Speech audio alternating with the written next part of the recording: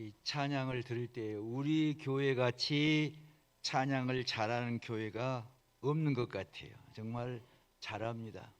사실은 이 설교 듣기 전에 찬양의 은혜를 받아야 설교도 은혜가 되지, 찬양의 은혜를 받지 못하면 설교 은혜 받기도 어렵습니다. 그런데 찬양을 잘해 주시고, 또 우리 특별히 조영복 집사님이 제가 시무할 때 우리 교회에 오셔가지고, 사실은 지금 학교 경신고등학교 음악 선생님이셨는데 정년 은퇴하고 지금 가족들이 자녀들이 캐나다에서 공부를 해가지고 애들이 이제 거기에 생활 터전을 잡게 되니까 우리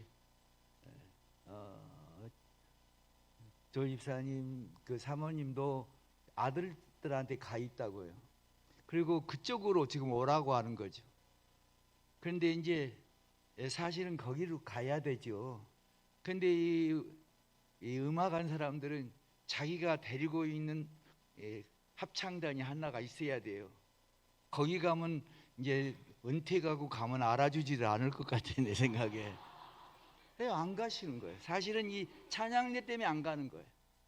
그래서 뭐 1년에 한 두세 차례 아마 가고, 참 내가 볼 때는 육적으로 볼 때는 딱한 삶을 살면서도 음악을 좋아하기 때문에 기쁨으로 살지 않나.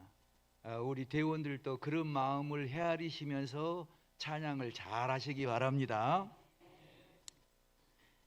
먼저 우리 내년이 우리 교회가 50년이어서 이제 책을 발간한데 50년사를, 그래서 제게 서문을 하나 써달라고 요청이 왔어요. 그래서 지금 미리 서문을 써놓았어요.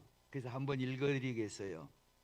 우리 정산제일교회는 1975년 6월 22일 서울시 서대문구 연희동 산5번지 연세대학교 뒤 연봉산 중턱에서 철거민들의 무허가 건물 가로 열고 판자촌 600여 가옥 사이에서 시작되었다. 당시 판자촌에 살고 있던 이상현 한재동 집사 외에 45명이 약 24평의 마루가 있는 건물에서 예배를 드리고 있었다. 이상현 집사는 동생 이경 목사를 통해 교역자를 찾고 있었다. 나는 전라북도 김제시 죽산면 서포리에 있는 서포교회에서 목회하면서 장신대 대학원에 입학하여 공부하고 있었다. 어느 날 이경 목사를 통해 이상현 집사를 만나 교회를 옮겨 서울에서 개척하기로 결심하였다. 24평의 마루를 막아 3분의 2는 교회로 사용하고 3분의 1은 사택으로 사용하였다. 교인들 중에는 무허가 판자촌 가정집이 너무 좁아 잠자리가 불편하여 밤에 교회 나와 마루에서 기도하다가 그 자리에서 잠을 자는 성도들이 여러 명이 있었다. 1976년 서울시에서 1977년 1월까지 무허가 건물을 철거하라고 명령하고 가구당 철거 비용으로 20만 원을 주었다. 교회도 따로 20만 원을 주어서 사택을 포함하여 40만 원을 받았다. 1977년 1월에 교회를 서대문구 남가자동 184의 20번지 상가 건물 2층 건평 23평 정도를 전세 200만 원에 계약하고 옮겼다. 교회 건물 건너편에 봉제 공장이 세 들어 있어서 봉제 공장 여정업원들 중에 예수 믿는 사람들이 예배에 많이 참석했고, 연희동에서 예배드렸던 성도들이 이곳저곳 먼 곳으로 흩어졌으나 2시간 가로 열고 난곡 버스를 타고 와서 주일 예배에 참석했다. 세월이 흘러 어느덧 50년이 되었지만 10여 가정은 먼 곳에 살면서도 우리 교회에 출석하고 있다.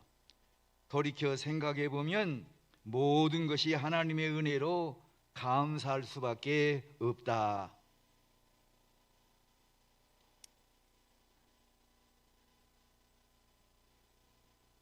오늘 설교 제목은 주 안에서 기뻐하라입니다.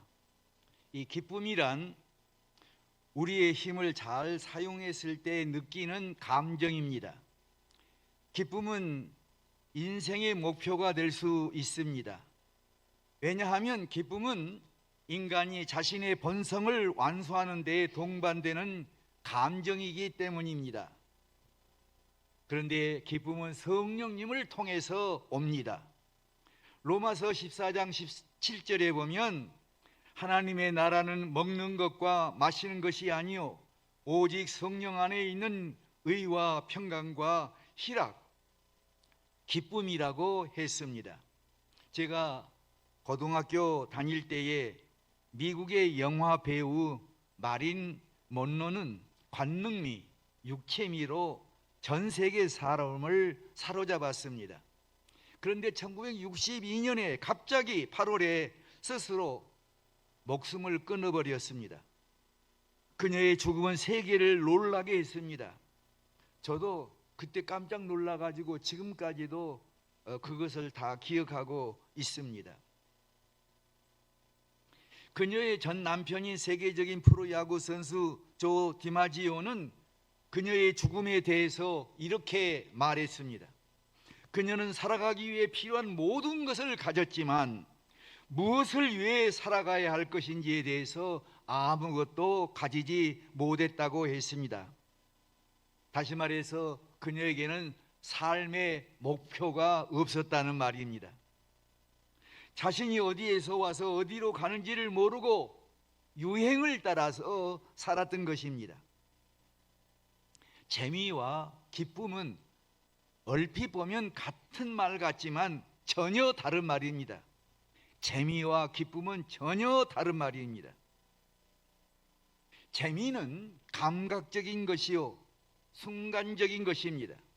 그러나 기쁨은 인격적인 것이요 지속적인 것입니다. 재미는 선과 악, 목적과 동기에 상관없이 얻을 수 있는 것이지만 기쁨은 바른 목적, 동기를 가질 수 있을 때에만 가질 수 있습니다. 그런데 오늘 우리 생활 문화는 어떻습니까? 기쁨보다는 재미를 추구하는 문화입니다. 무엇이 선이고 무엇이 유익이 되는가에 관계없이 무엇이 재미가 있는가, 여기에 관심이 많습니다. 여러분, 교회도 예외가 아닙니다. 교회도 재미가 있어야 한답니다. 그 교회 재미있는 교회냐? 여러분, 교회는 재미로 다니는 것이 아닙니다. 그런데 많은 사람들이 재미로 다니려고 하는데 문제가 있습니다. 교회는 참된 기쁨을 얻기 위해 다니는 것을 믿으시기 바랍니다. 주 안에서 기뻐하라. 주 안에 있을 때만 참 기쁨을 누릴 수가 있습니다. 주님을 떠나서는 참된 기쁨을 얻을 수 없습니다. 한 집사님이 지방으로 발령을 받아가지고 이사를 가게 됐습니다. 부득불 교회를 옮길 수밖에 없었습니다. 그런데 어떤 교회가 좋은 교회인지 알 수가 없었습니다. 교회를 찾아다니다가 한 경찰관을 만났습니다. 여기 근처에 좋은 교회 있느냐고 물었습니다. 그랬더니 그 경찰이 좀 떨어져 있는 교회를 가르쳐 주었습니다. 그래서 그 집사님이 그 교회를 향해서 가다가 왜 그 경찰이 굳이 좀 이렇게 떨어져 있는 교회를, 이 옆에들 또 교회가 있는데 거기는 말하지 않고 좀 떨어져 있는 교회를 가르쳐 줄까 좀 궁금했어요. 그래서 다시 돌아가 그 경찰을 만났습니다. 만나서 왜 그 교회를 가르쳐 줬습니까? 하고 물었어요. 그랬더니 그 경찰 대답이, 저는 교회를 안 다녀봐서 어떤 교회가 좋은 교회인지 모릅니다. 그런데 그 교회 예배드리고 나오는 교인들을 보면 얼굴이 아주 밝습니다. 기쁨이 충만합니다. 그래서 그 교회가 좋은 교회가 아닌가 생각한 것뿐입니다. 그리고 나도 한번 그 교회 가봐야겠다, 이런 생각을 갖고 있습니다. 이렇게 대답했어요. 여러분, 안 믿는 경찰 눈에도 좋게 보이는 교회가 좋은 교회입니다.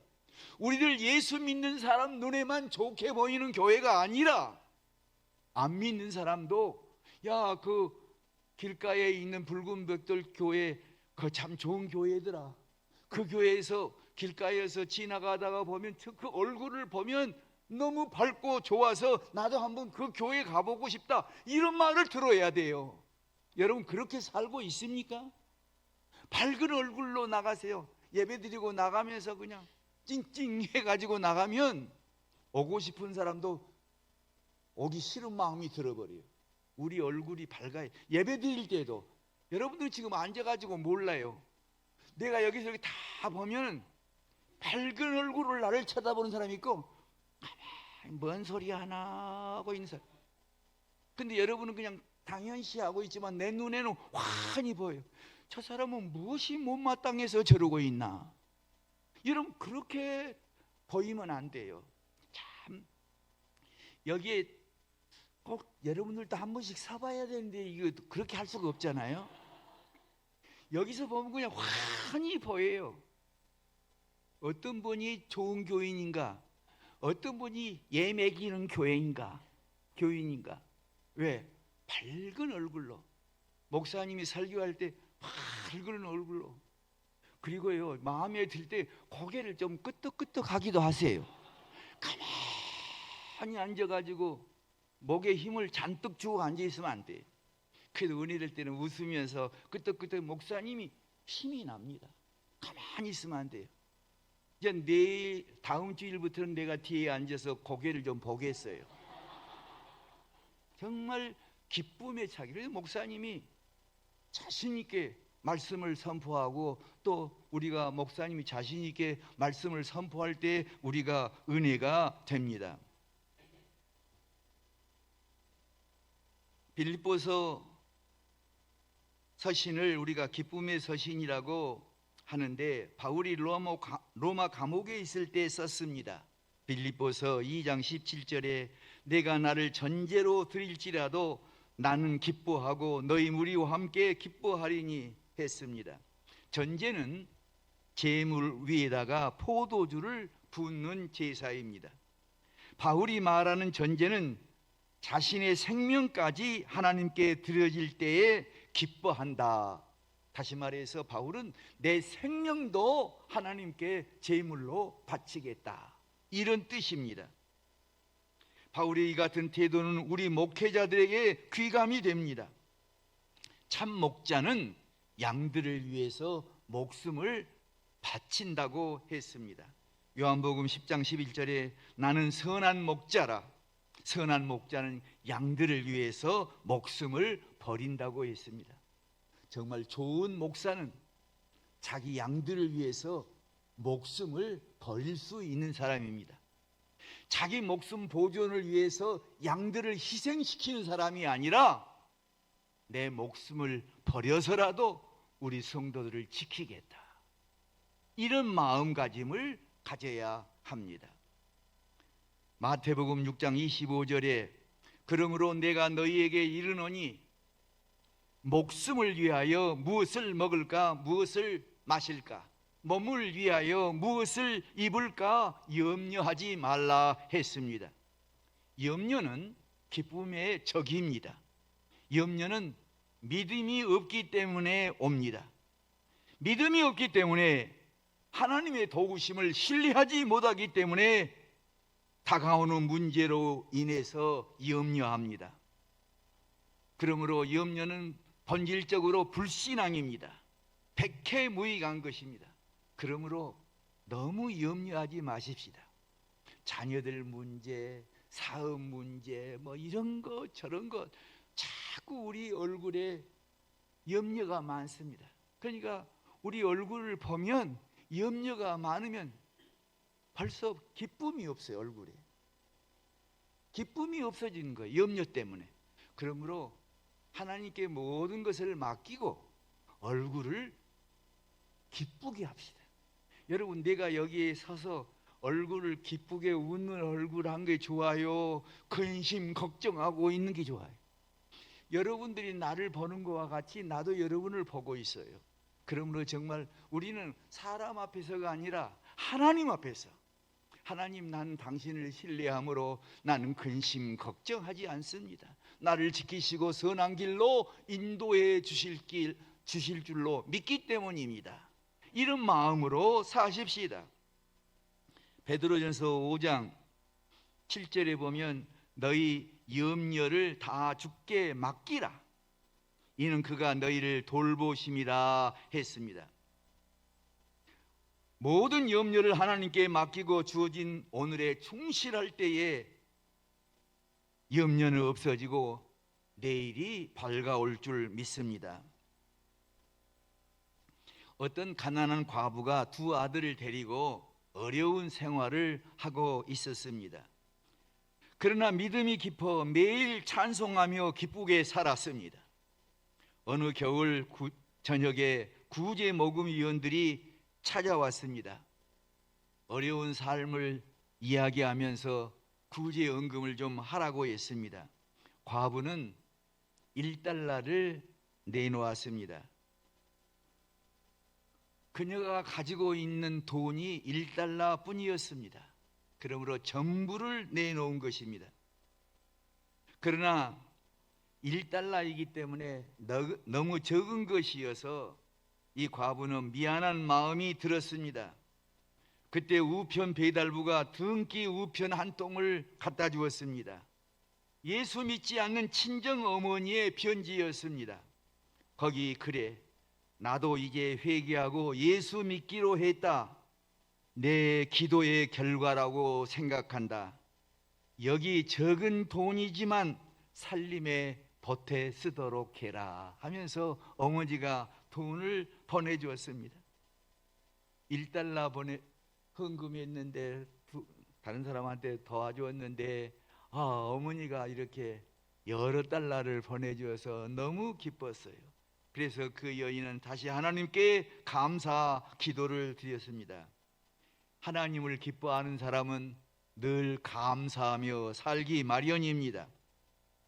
감사는 우리를 성장시키고 발전하도록 도와줍니다. 감사는 모든 것이 하나님께로부터 왔다는 것을 알고 산다는 의미입니다. 감사는 앞으로 받을 것을 전제로 조건부로 하는 것이 아닙니다.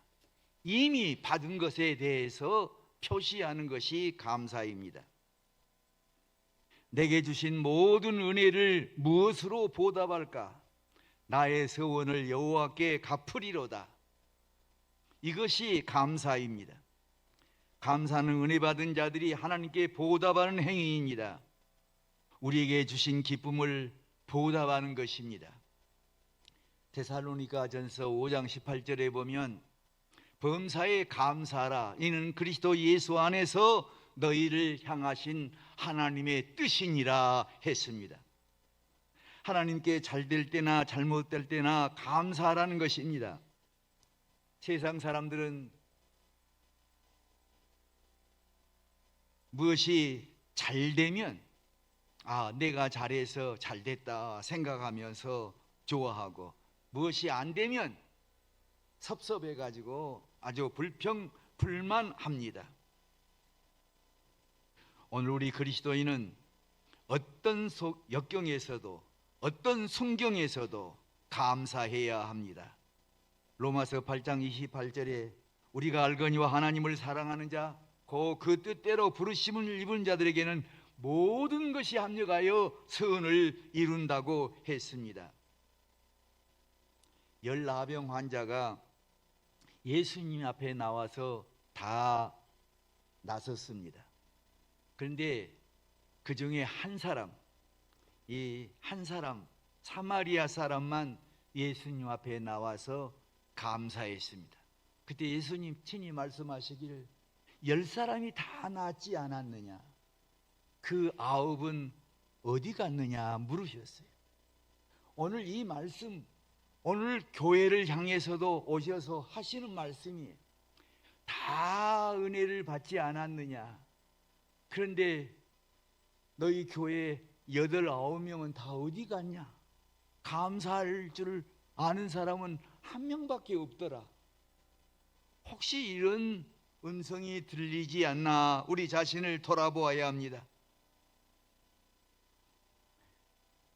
주 안의 기쁨은 신앙의 기쁨으로 하나님을 믿는 자에게만 주십니다.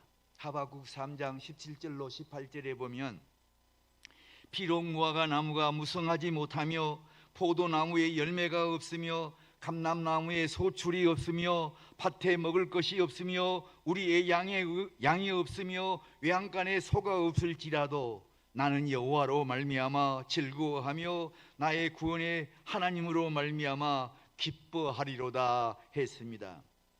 그 신앙의 기쁨으로 변치 않는 기쁨입니다. 욥은 극도의 고난을 겪은 분입니다. 10 자녀들이 맏아들 집에 모여서 음식을 먹다가 회리바람이 불어서 집이 무너져서 다 죽었습니다. 스바 사람들이 가축을 빼앗아가고 종들을 또 죽였습니다. 하늘에서 불이 내려서 남은 가축과 종들을 태워 죽였습니다. 여러분, 특별히 여기요, 하늘에서 불이 내려서 남은 가축과 종들을 죽였다는 것은 하나님이 버린 것 같이 느껴집니다. 여러분, 하나님이 나를 버리셨다 그러면 사람이 달라져 버려요. 이 욥의 상황을 보면 꼭 그런 마음이 들기 쉽습니다. 그럼에도 불구하고 욥기 1장 21절에 보면 욥이 이르되 내가 모태에서 알몸으로 나와 싸운즉 또한 알몸이 그리로 돌아가올지라. 주신 자도 여호와시요 거두신 자도 여호와시오니 여호와의 이름이 찬송을 받으실지이다. 여러분, 우리는요, 하나님이 나를 잘해주면 기뻐하고 좀 살다 보면 섭섭한 일도 있잖아요. 어려운 일도 있고 그럴 때는 원망합니다. 저도 삶 속에 참 기쁜 일도 많았지만 하나님 원망하고 싶을 때도 있었어요. 뭐 여러분들도 아실 거예요. 그런데 그럴 때에도 하나님을 의지하고 감사한다. 이거 아무나 하는 건 아니에요. 그런데 우리 하나님은 어려울 때 좀 하나님께서 나를 버리신 것 같고 나를 섭섭하게 한 것 같은데도 그런 거 구애받지 않고 하나님께 감사하는 것을 기뻐하십니다.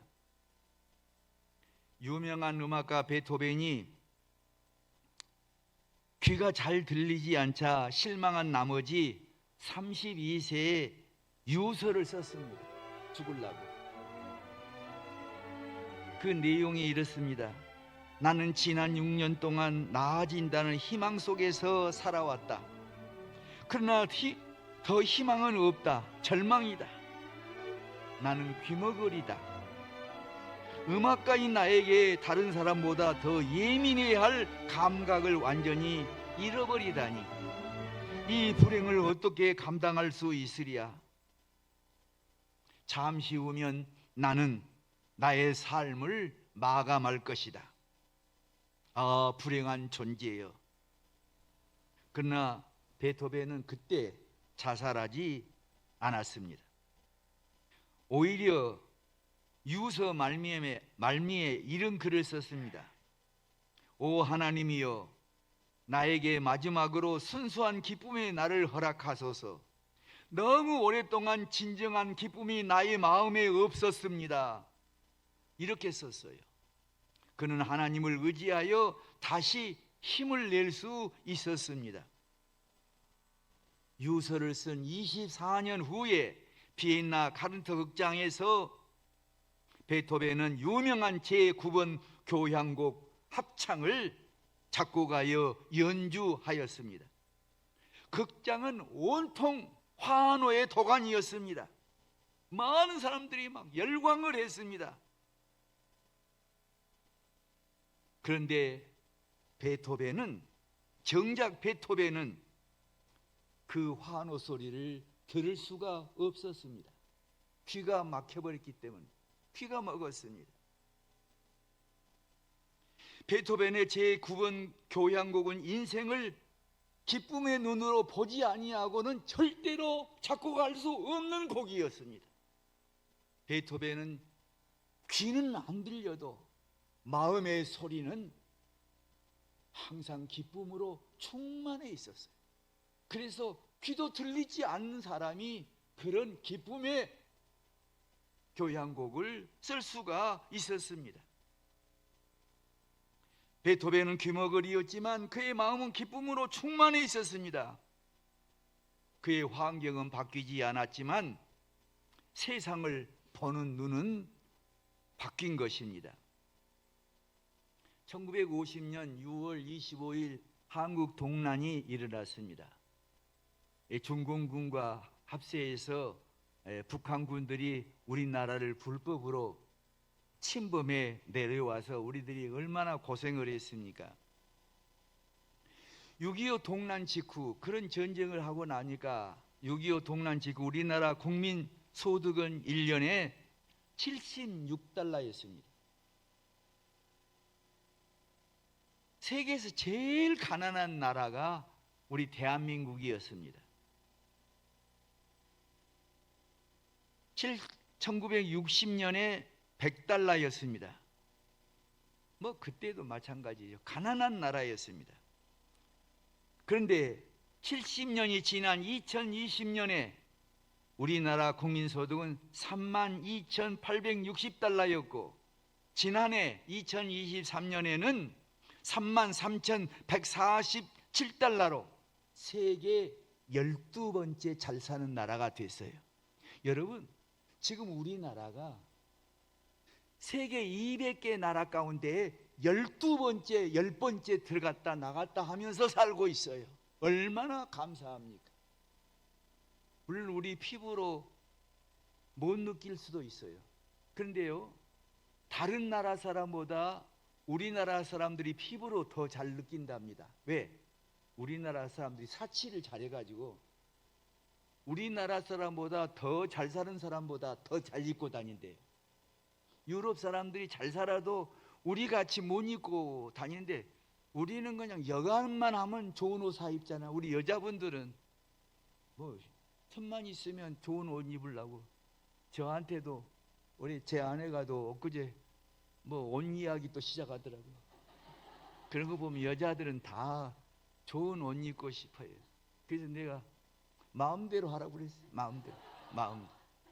여러분, 남자들이요 마음대로 하라고 그랬어요. 그러면 안 사 있습니다.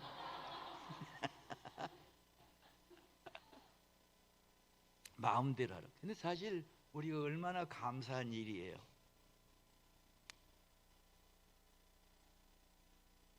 이 1950년 6월 25일 북한이 남침해 가지고 6일 만에 미군들이 우리나라에 참전했습니다. 여러분, 막 기다렸다는 듯이 들어온 거예요. 그분들이 그렇게 안 왔으면 우리나라 끝났어요. 그냥 부산까지 다 밀고 들어와 버리면 끝이지요. 근데 미군이요 남침한 6일 만에 참전한 거예요. 이건 뭐 세계 역사상 이렇게 빨리 참전한 일이 있을 수 없습니다. 그래서 3년 1개월 동안 북한과 중공군과 미군이 우리 남한 군인들과 유엔군들과 함께 같이 싸웠습니다. 그때 미군 전사자가 54,246명, 실종자가 8,177명, 포로가 7,140명, 부상자가 103,284명 등 172,800명이 희생을 당했습니다. 한국군 희생자 64만 5천 명에 비해서 무려 27%였습니다. 그중에 미군 장군들의 아들들이 142명이 참전하여 35명이 전사했습니다. 대통령의 아들도 있었고 장관의 가족, 미 8군 사령관의 아들도 포함되어 있었어요.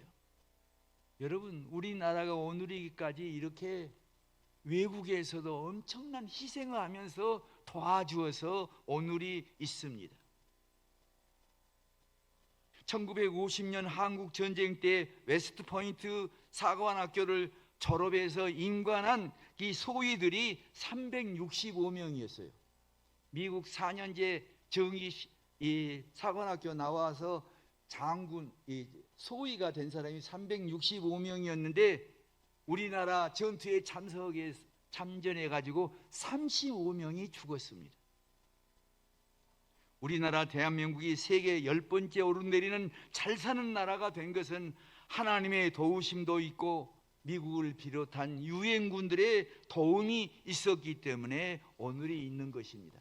그러므로 오늘 우리도 그냥 우리 잘 사는 것으로 만족하지 말고 우리가 저 아프리카나 또 동남아나, 사실 지금 아프리카나 동남아 같은 데는요 우리나라하고 게임이 안 돼요.